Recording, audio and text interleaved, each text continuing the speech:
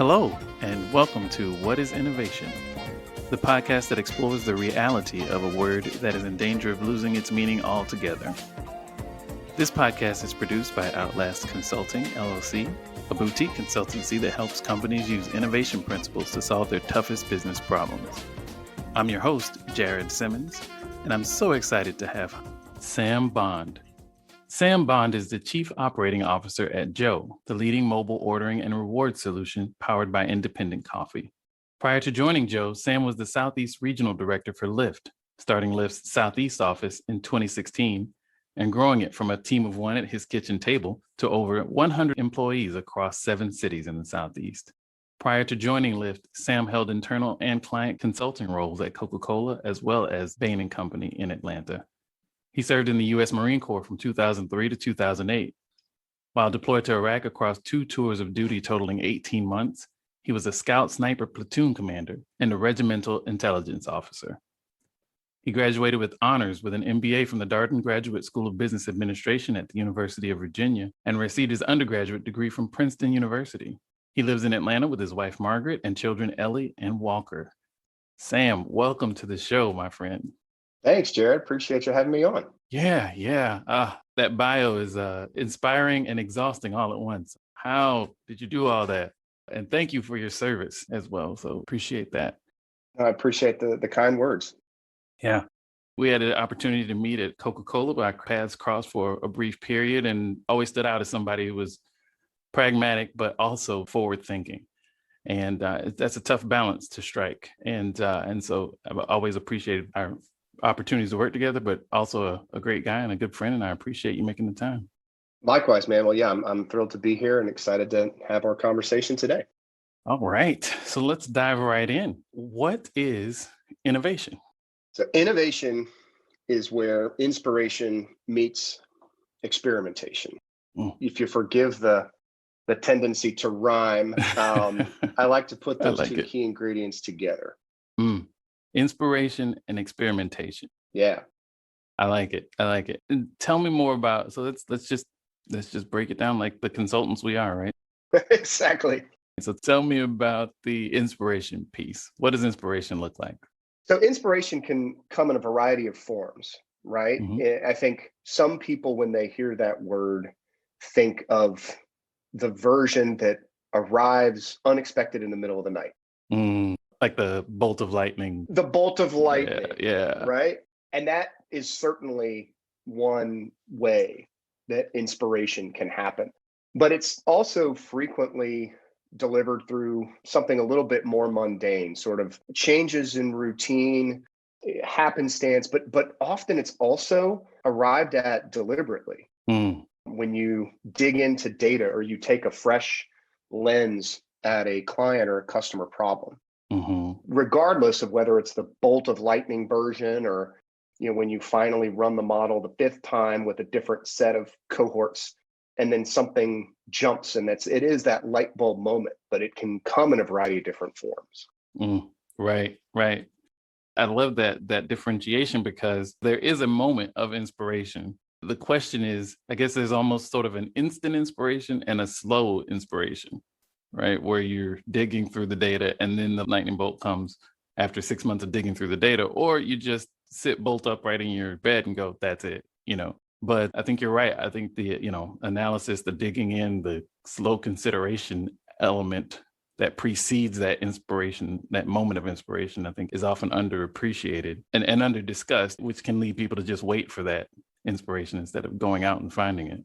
Yeah, I think that's the hazard, especially for innovators and entrepreneurs who have benefited from the lightning bolt version early or often. And I think it can tend towards thinking that's the only way or over-relying on that kind of divine or fortunate delivery mechanism.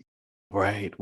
Yeah, which give you the false sense of security that the next one will come just as easily, or, you don't have to do the things to put yourself in position to get that inspiration. I hadn't thought about that. That's a great point. So tell me about the other piece. So experimentation is deliberate. The reason I chose that is it really suggests the process, and it suggests repetition and iteration. there is no shortage of good ideas. There's no shortage of people who have sat bolt upright and said, man, why is it that, fill in the blank? Hmm. And a lot of times confusing inspiration with innovation leaves those great ideas just stranded, Ah. right? Hmm. And so what I've learned and continue to see every day, not only in my current role, but in previous roles, is the good idea, the insight isn't enough. Mm. And a lot of times what you think that breakthrough is, that burst inspiration, when you commit to delivering it, when you start to develop the marketing campaign, when you put pen to paper designing the new version of the product, Right. you get through versions 1 and 2, and the innovation, the real breakthrough happens when you test and learn and you take that initial sort of divine spark and then you run it through to the point where, okay, it's actually got traction, it's really delivering value, and Hmm. it's still not over. Right. Right? Like the scientific side of it, the reason I thought experimentation is the thing, is you also have to not only test it and revise, you have to be okay with stuff failing. You Mm. have to be okay with the versions of the product that don't work. Right. And you have to have a plan in place to learn what you're supposed to learn and adjust your hypothesis and keep working at it. I mean, I think if you look across the organizations that try to foster innovation, I think it's very telling that they are often called innovation labs, Mm-hmm.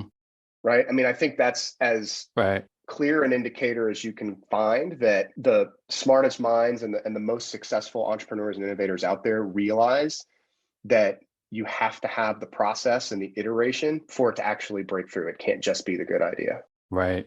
Right. I love the experimentation piece because you're exactly right. The inspiration can get left on the shelf or get dusty and obsolete, if it's not plugged into the back half of your definition of innovation, which is experimentation. I also love that you used experimentation and not implementation, because I think what you're describing is a really neat balance of, go to market with questions. Go to market with a clear focus and attention on the problem and the levers you're testing.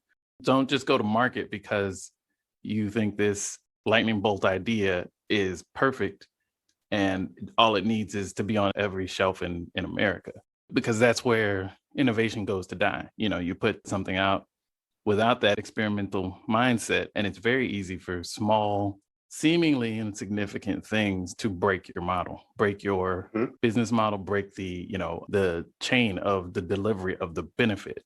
So that's why I really like your definition and what it sort of represents, not only, like you said, in terms of a definition of innovation, but a way of thinking about work. Yeah. I think when you juxtapose experimentation, implementation, you do need to implement. Hmm. That isn't as a sort of a requisite downstream thing. But what I've found is when the focus not only shifts to, but sticks on the implementation side, you end up in process for process sake. You Yes. end up in a lot of things that just maintain status quo and sort of hold the line. Hmm. And so that's, to me, that is not the part that is the key ingredient for innovation. Yeah. Well said. Well said. Well, that's easy. That's clear. You made it very easy for everyone what innovation is. Now tell us what it isn't. Innovation is not linear. Mm. And I actually think you kind of teed up the thing that I like to try to remember Mm. and hold at the forefront, especially in my career as I've been able to get closer to earlier stage sort of growth style operations and problems where you're not given a playbook, Right. is you have to get comfortable with a little bit of chaos, right? You have to.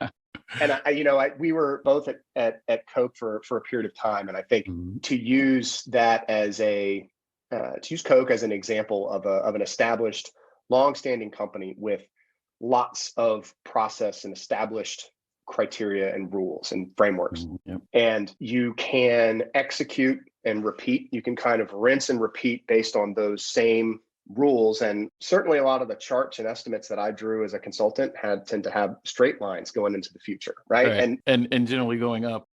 Yeah, generally up and to the right. Yeah. And it's kind of one of those running jokes about like, Mhm. when does the 5-year forward-looking projection in 5 years actually look like the line you drew?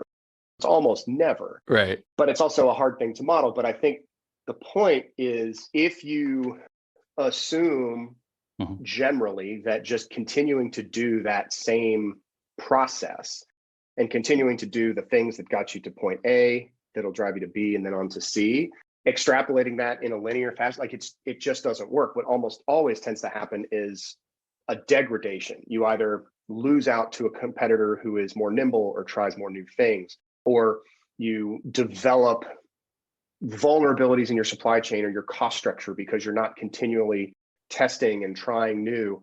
And so if you think that you just sort of set and forget an innovation process, that you sort of take it for granted and you think it's just going to continue delivering, I think that's a mistake. Mm. And so that's why over time, innovation is not linear. It's kind of got a little bit of a tango or a dance Yeah. to it, like the 2 steps forward, 1 step back type of thing. I think that's important to remember.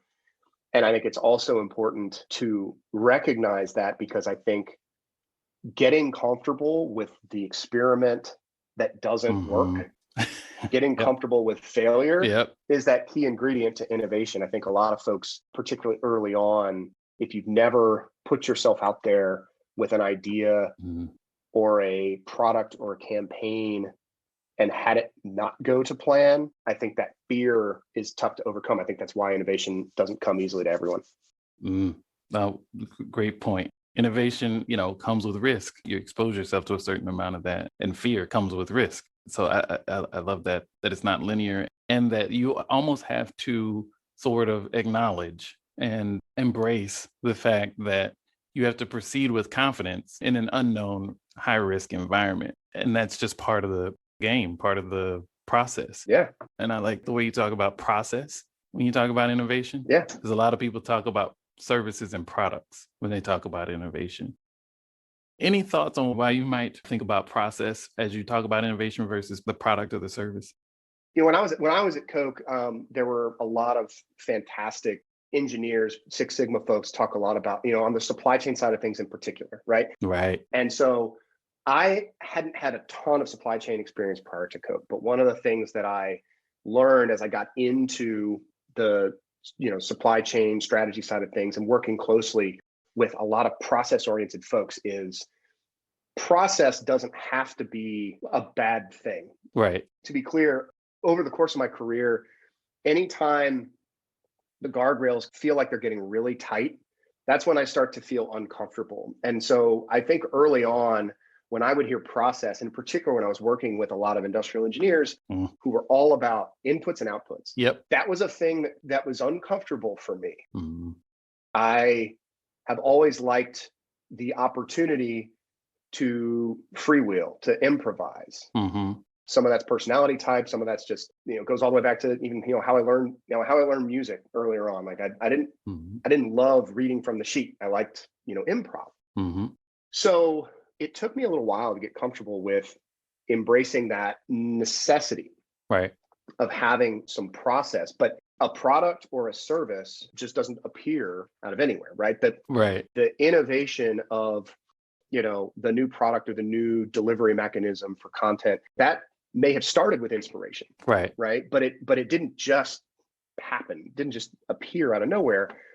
And so that's why I think focusing on the process that delivers it, Hmm. delivers the brand new, the newest generation, whether it's earbuds or, all the new drink innovations that are out there, like all of those things had a process behind them. And I Yep. think if you don't focus on that, then it gets back to what we talked about earlier, which is just sort of inspiration left unfulfilled.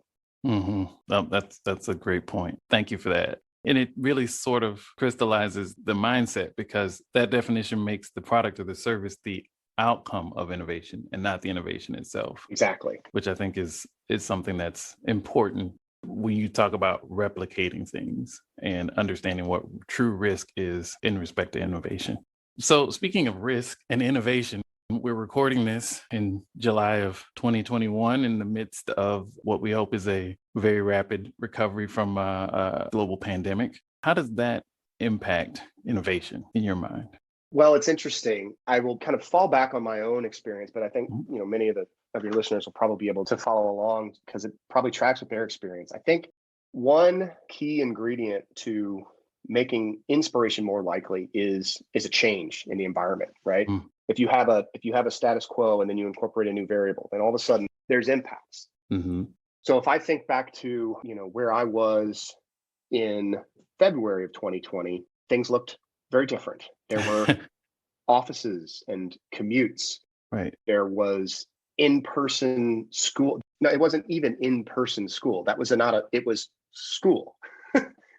Right. Right? I mean, and so, Yeah. I think when you bring in that change, and in this case, unfortunately, it was a pandemic that's caused, hundreds of thousands of deaths, if not millions. I can't even remember where the global tally is at this point, but radical changes to everyday life, right? And so Mhm. I think what that incident did was it created the opportunity for lots of innovation Right. for a variety of reasons. One, everyone was impacted in some way by the shutdowns, by the pandemic, and many Yes. people have either themselves or had loved ones that suffered with the virus, and so that causes moments of reflection, thinking about things. Right? Mm. For me personally, one of the really major, I guess, inspirations or recognitions that I had as a consequence of the shutdown was how much the ability to have kids in school and have them supervised and instructed and nurtured, Mm.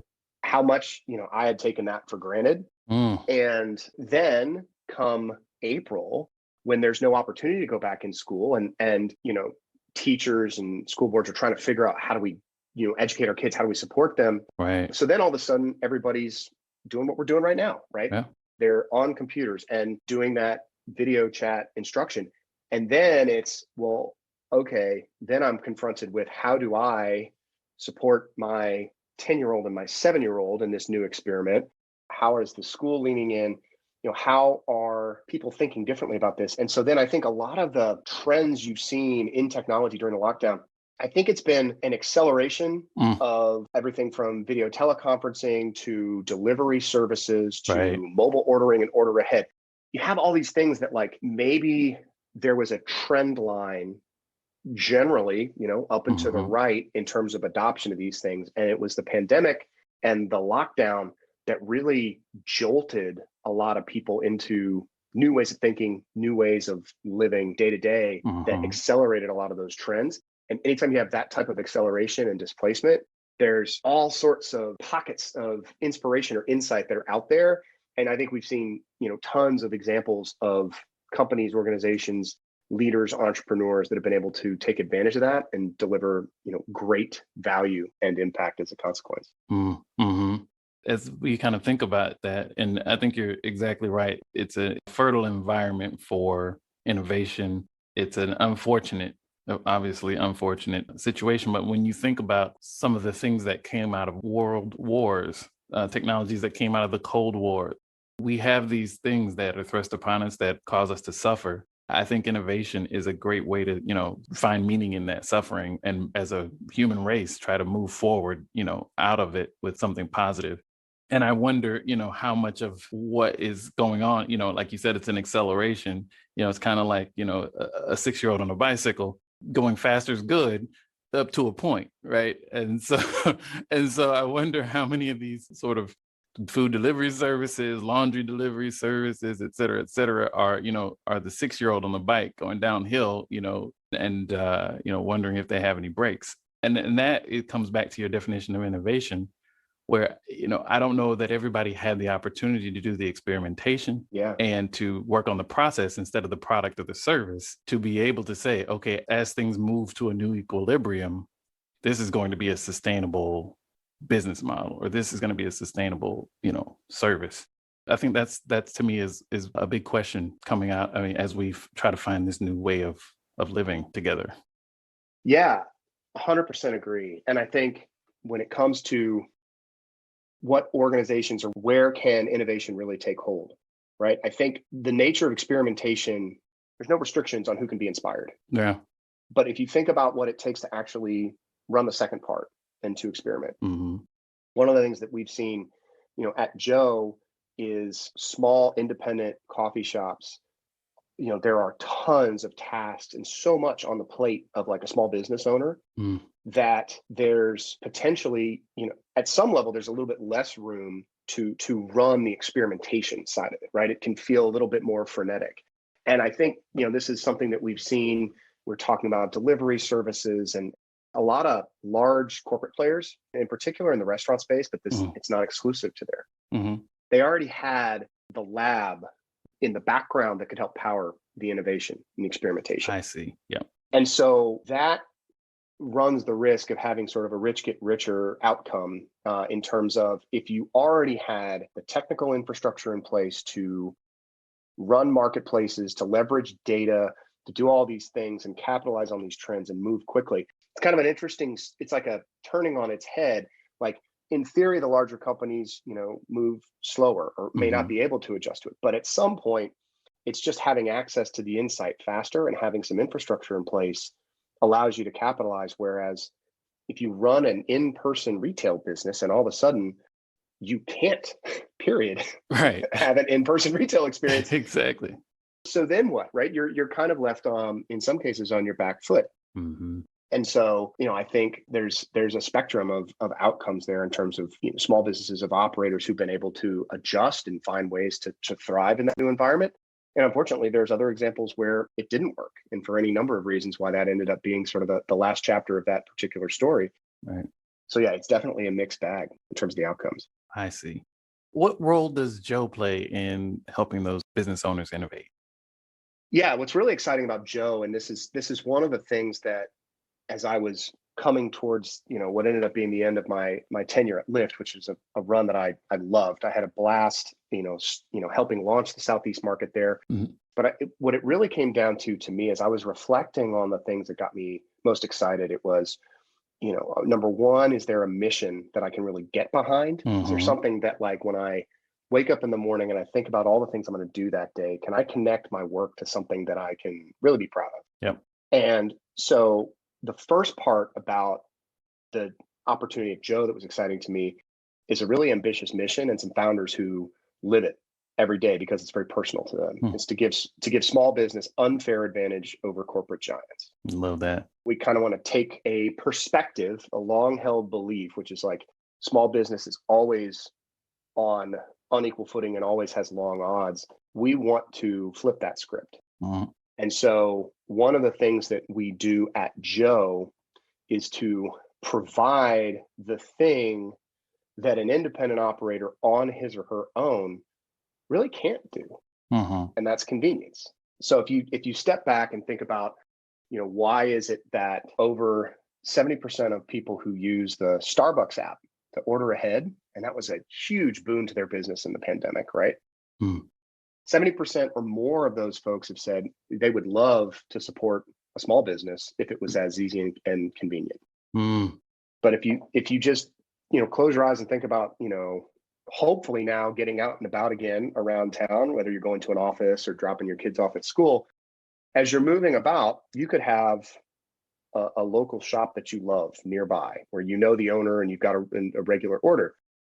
If you do happen to find yourself across town or across the country, you literally cannot go to that store. It just doesn't make sense. Mm-hmm.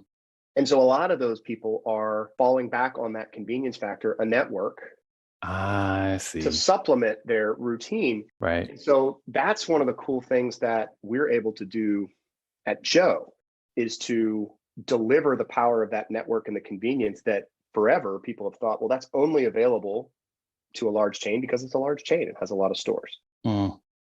So I'd say that's one way that we are delivering for those independent operators is we're providing something that, in the absence of a network, of essentially a coalition, you're structurally disadvantaged. And so this is how, we feel that's where the unfair advantage comes in too, is because if all of a sudden supporting local business is not only as easy, it might be even easier than finding the closest Starbucks. Well, then you have all the things that are great about supporting small business. There's the passion that the owners put into that experience. There's the unique flavors, the unique ambiance, and just sort of the knowledge that you're actually able to shop small and do it without it having to be this thing that you sort of do begrudgingly or whenever it's convenient. Right. and then sort of quietly go off and shop corporate when it's not. Right. So anyway, that's what we're doing that gets me so excited. Mm. And the other part that I think is really powerful is when you're able to have that kind of mission, it does sort of a second ingredient, which I think is really powerful in my experience, which is when you can harness the ability to tap into the underdog mentality. Hmm. And what I've found is if you yourself and the people you work with are motivated, not just because of a mission they can believe in, they can also tap into just a little bit of that proving doubters wrong mentality. Right. Then you can unlock a ton of effort and innovation and inspiration that like drives those kind of breakthroughs. And so we're putting that together at Joe, and it's really exciting. That is exciting. An underdog at scale. What more do you want?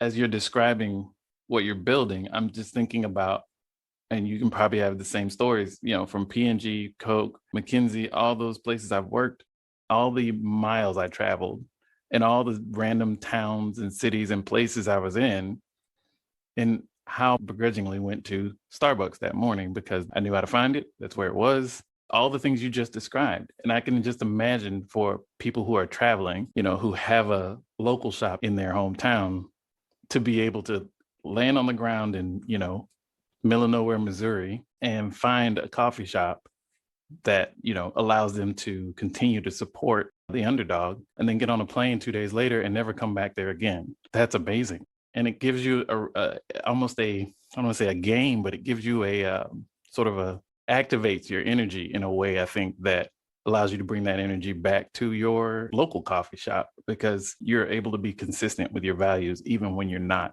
there supporting the one that's right on the corner.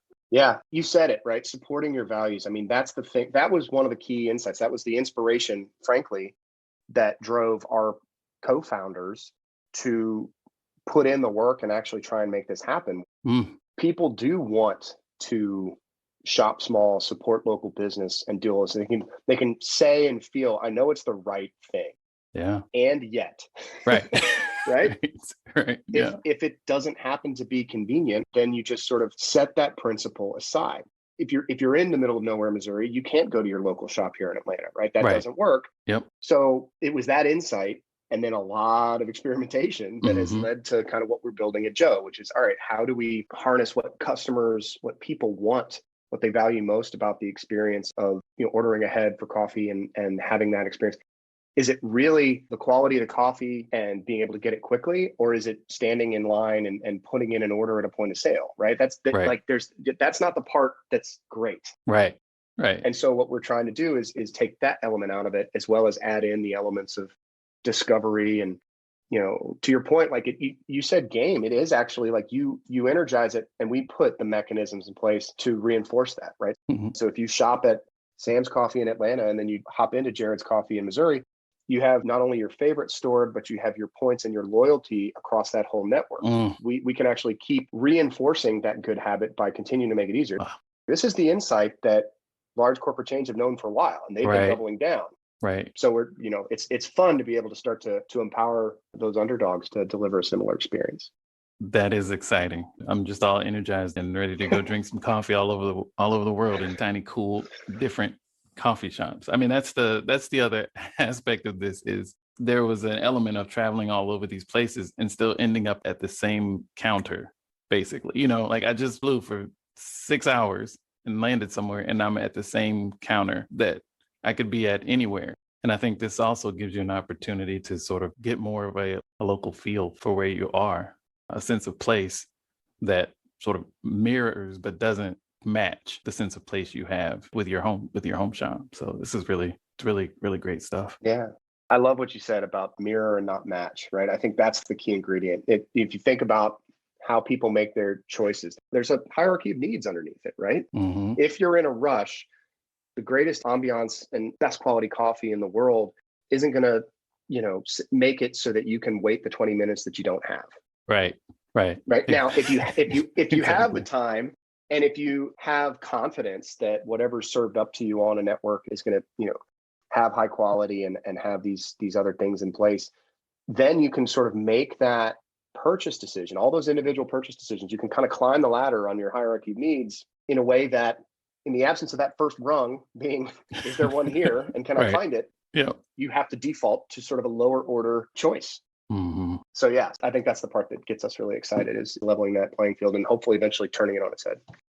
Love it. Love it. Sam, this has been a great conversation. I want to wrap up with one question. I can't let you go without asking any advice you might have for future innovators out there. You've had this amazing career and find your way into these exciting and amazing entrepreneurial ventures and things. And, just would love to get your thoughts on how innovators might carve out a great career for themselves. Yeah, happy to. I think the most important insight for me in terms of making innovation a central part of my experience and helping my teams succeed and hopefully continue to succeed, it's getting comfortable with that misstep, right? It's getting comfortable with the inspiration and the experiment then fails the first time or maybe fails the second time. Mm-hmm. This was hard for me coming out of consulting, where a lot of it is the expectation is you dig into the data, you find the inspiration and you deliver the answer. Right. And even if there's the implementation phase that comes after, in many cases, as the advisor, you're not necessarily mentally on the hook for the actual delivery of the value. Yep. And so you have a little bit more comfort in coming up with an idea that may seem a little bit crazy. Mm-hmm. And so when you're the operator, when you're the innovate, when you yourself are the innovator and you own those outcomes, getting past that first mental block of what if this doesn't work out, and being able to embrace that and get excited by the fact that steps in your innovation journey are going to fail. They have to. Right. And the sooner you can get comfortable with that, the sooner you can double down on, stick to the process, the experimentation that will eventually deliver the breakthroughs and make for successful outcomes. That's it. Get comfortable with failing and learn to embrace it, because it's going to eventually deliver those breakthroughs. Well said. One other nugget I pulled out of that was, as a leader, the way you talk about innovation, it's clear you expect failures as part of the process. And so I'd imagine it's important for leaders to communicate that if they want to create an innovative environment as well. That the comfort with failure, and then the importance of leaders sort of communicating that that's part of the process. I mean, I think that's great advice. I really appreciate you sharing that. Sam, it was a great conversation. Time just flew by. I appreciate you making the time. It's good to see you again. Good to talk to you again, and happy innovating. All the best at Joe. I appreciate it, man. Thanks so much for having me on. It's great to see you too, and really enjoyed the conversation. Thanks for doing this. Thank you. All right. All right. Take care.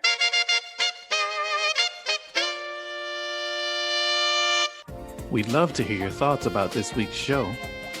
You can drop us a line on Twitter at Outlast LLC, OUTLAST LLC, or follow us on LinkedIn, where we're Outlast Consulting.